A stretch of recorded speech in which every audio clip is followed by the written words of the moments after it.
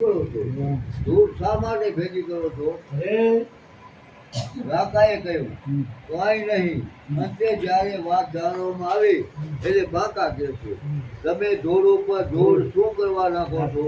હજુ તમારા મનમાં સોનું છે, આ ધૂળ છે એવી ભાવના રહી કેમ? એટલે રાકાએ કહ્યું મારા કરતા વધી. તેરા વૈરા કહે બાંકા. બહુ બાંકા થવું ગયા તો બાંકા હે અને પત્નીનું નામ છે બાંકાભાઈ. સંતોષ મન ધૂળ, સંતોષ મન ધૂળ સોનું સરખા હોય. આવી અનાસક્તિ કેળવવી જોઈએ. કરેલા સત્કર્મ પુણ્ય ભૂલી જાઓ. અને પુણ્ય અહંકાર સારો નથી. આ અહંકાર ગયા પછી ચિત્ત શુદ્ધ શક્ય નથી. પુણ્ય ભૂલી જાઓ પરંતુ કરેલા પાપને યાદ કરો. કૃષ્ણ કન્યા પુણ્ય મેં તો આમ કર્યું આમ કર્યું ભૂલી જાઓ. પાપ કેટલું કર્યું એ કયો બીજું નહીં. સંતોષ મન ધૂળ અને સોનું સરખા. એટલે બાકાએ કીધું ને કે તમે ધૂળ શું કામ લાવી? ધૂળ જેવું છે કે ધૂળ છે. કીધું કે ધૂળ છે. તમે ધૂળ મને જાણો કે ધૂળ છે ચાલે લો. સંતોષ મન ધૂળ સોનું સરખા હોય. આવી અનાસક્તિ કેળવવી જોઈએ. કરેલા સત્કર્મ પુણ્ય ભૂલી જાઓ. અને પુણ્યનો અહંકાર સારો નથી. આ અહંકાર જ્યાં વિના ચિત્ત શુદ્ધ શક્ય નથી. પુણ્ય ભૂલી જાઓ પરંતુ કરેલા પાપને યાદ કરો. મહાભારતમાં આવેલું જ્યાંથી રાજા દશરથ આ ઉપર યાદ રાખવાનું જેવું છે. જ્યાંથી રાજા કરેલા પુણ્યો આધારે સંદેહ સ્વર્ગમાં ગયા. જ્યાંથી ઇન્દ્રાસન ઉપર બેસવા ગયા તે ઇન્દ્ર ગભરાયો અને બૃહસ્પતિ પાસે દોડી ગયો અને સર્વ હકીકત વર્ણન કર્યું. અને શું કરવું?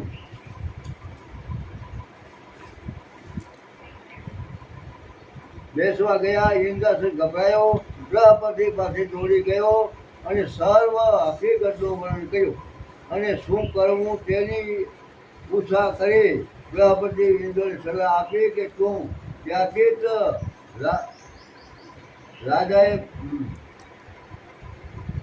રાજાને પૂછી જો કે તેને પૃથ્વી પર કયા કયા પુણ્યો કયા છે જેથી તેઓ ઇન્દ્રાસન પર બેસવા માંગે છે. તેઓ કર્મ પુણ્ય વર્ણન કરશે એટલે કર્મ પુણ્ય ક્ષય થશે. અને ઇન્દ્ર પ્રમાણે કર્યું ત્યાંથી પોતાના પુણ્યોને સર્વમુખે કહ્યા એટલે તેના પુણ્યનો ક્ષય થયો અને તેનું સ્વર્ગમાં પતન થયું.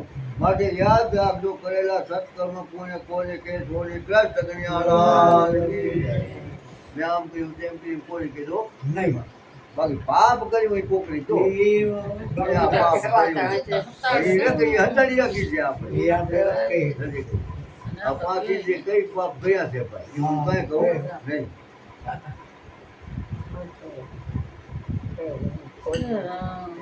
પ્રસંગાદી વેદોમાં જ્ઞાન હોય અને શાસ્ત્રમાં કહેલી સર્વ વિદ્યાઓ મોઢે હોય પણ કવિમય વાણીમાં સુંદર ગ્રંથ અને પદ કરવાની શક્તિ હોય. તેમ છતાં જો હરિના ચરણોમાં ચિત્ત ન લગાડેલું હોય તો બધાનું અર્થ શું કાંઈ કામનો નહીં. કૃષ્ણ કન્યા હરિના ગુરુ ગાવશું મોટી પાછળની બાપુને કેમ જતવો આવું નહીં કરવા. પ્રજેતાઓને ભગવાનને લગ્ન કરવાની આજ્ઞા કરી છે. પ્રજેતાઓને ઘેર જાય છે. લગ્ન થયા એક પુત્ર થયા પછી ફરીથી પ્રજેતા નારાયણ સરોવરના કિનારે આવ્યા છે. તેઓ નારદજીને કહ્યું પ્રસાદમાં વિલાસી વાતાવરણમાં અમે અમારું સર્વ જ્ઞાન ભૂલી ગયા છીએ. અમારું લક્ષણ અમે ભૂલી ગયા છીએ. પ્રસાદમાં ભીષ્મતા કરવી પડે છે. ભીષ્મતા થાય એટલે જ્ઞાન ભૂલાય. અમને શિવજીને ભગવાનને નારાયણ ઉપદેશ આપેલો પણ હવે અમે ભૂલી ગયા છીએ. આ ફરીથી અમને ઉપદેશ આપો. આખા જગતને કોઈ રાજી કરી શક્યું નથી પણ જગતને રાજી કરવું એ કઠણ છે. એક સમયે એક બાપ દીકરો ઘોડા ઉપર લઈને જતા હતા. દીકરાએ બાપને કહ્યું બાપા તમે ઘોડા ઉપર બેસો હું ચાલીશ. બાપ ઘોડા ઉપર બેઠો, આગળ જતા રસ્તામાં કેટલાક માણસો મળ્યા. આ બાપ કેવો નિર્દય છે કે નાનો છોકરો તાપમાં ચાલે છે અને પોતે ઘોડા ઉપર બેઠો છે. આ સાંભળી પિતા પુત્રએ કહ્યું, બેટા તું ઘોડા ઉપર બેસ, હવે તું હું ચાલીશ. આગળ જતા રસ્તામાં બીજા માણસોએ કહ્યું, બેટા તું ઘોડા ઉપર બેસ અને હું ચાલીશ. આગળ જતા રસ્તામાં બીજા માણસો મળ્યા. તેઓ કહેવા લાગ્યા કે આ છોકરો નિર્લજ્જ છે અને જુવાન જોડ થઈ ઘોડા ઉપર બેઠો છે અને પોતાના બુઢા બાપને ચલાવે છે. તેઓ કહે છે, આ લોકો નિંદે તો જુઓ, બંને પાડા જેવા થઈ આ બિચારા નાના બટુક ઉપર બેઠા છે. આ લોકોની દયા નથી. આ લોકો ભાથી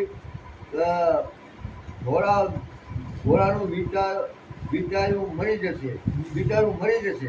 એટલે બાપ દીકરો બને કટુ ઉપરથી નીચે ઉતરી ગયા અને તેઓ ઘોડાની દોરી લઈ જતા હતા.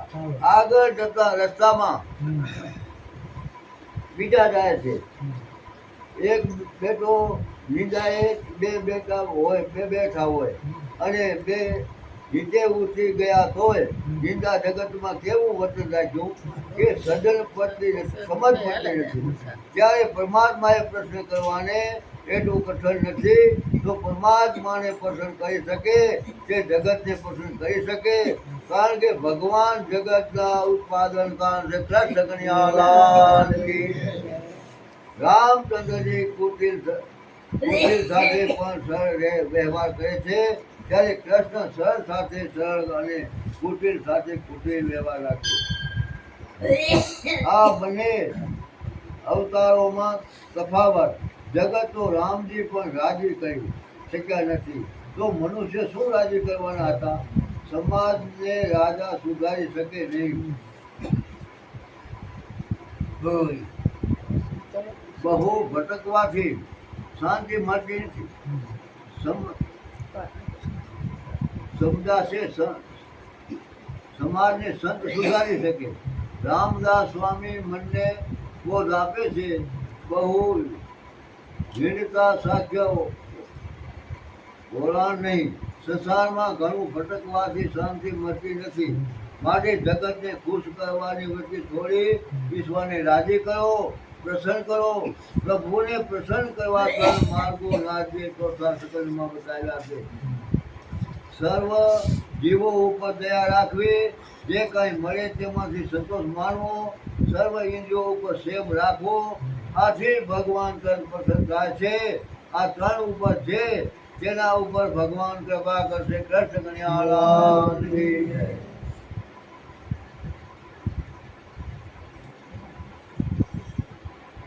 જે ખાવાથી જ મનુષ્ય મળે તેનું ચિંતન કરવાથી ઝેર હાથમાં રાખવાની મનુષ્ય મળતો નથી.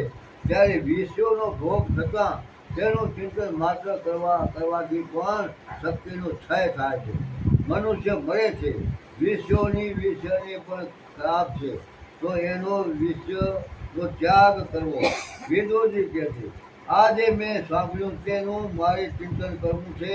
હું જ ઈશ્વર છૂટો કર્યો છું, હું જ પૂજ્ય છું, એમ વિચારી કથા વારંવાર ચિંતન કરજો તો મિત્રજી વિદુરજીને આ પવિત્ર કથા સંભળાવી છે.